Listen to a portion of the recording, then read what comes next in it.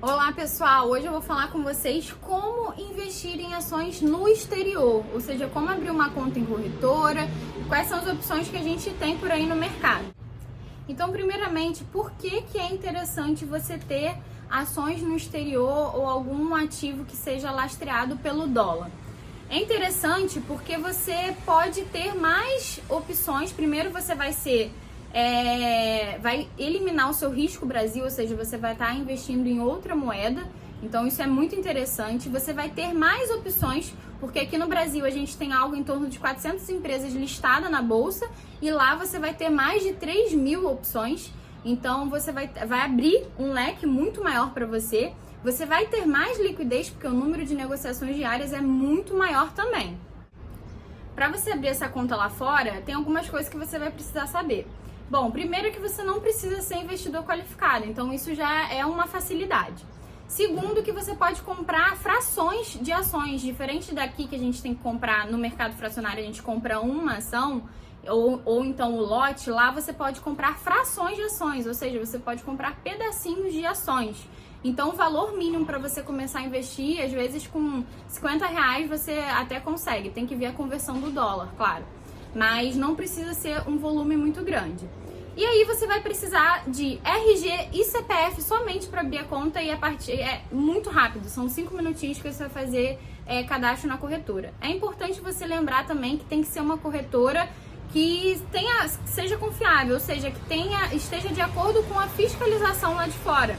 Então eu vou deixar aqui alguns exemplos para vocês. Dois exemplos aí de corretoras que aceitam não residentes nos Estados Unidos é a Avenue e a Drive Wealth. Então são opções aí para vocês que querem já investir no exterior, abrindo conta numa corretora. É importante falar em relação às taxas. Tem taxa sim de corretagem, tá bom? Mas essas duas que eu citei, elas não têm taxa de manutenção. Então você vai pagar uma taxa de corretagem de acordo com o valor que você vai investir, mas você não vai pagar a taxa de manutenção. Você vai me perguntar, Jennifer, mas como eu vou abrir a conta? Ok, como eu vou transferir esse dinheiro lá para essa conta? Então você pode usar alguns aplicativos externos, que tem o Remessa Online e tem o TransferWise também, que é muito utilizado para quem mora no exterior e faz transferências aqui para o Brasil, ou vice-versa. Você também pode usar esse aplicativo para colocar o dinheiro na sua conta, lá na sua corretora, nos Estados Unidos. Então esses aplicativos são uma opção. A própria corretora, ela também te oferece algumas transferências, alguns TEDs, mas aí você vai pagar algumas outras taxas, e esses aplicativos geralmente você vai pagar algo em torno aí de 2% de IOF mais spread.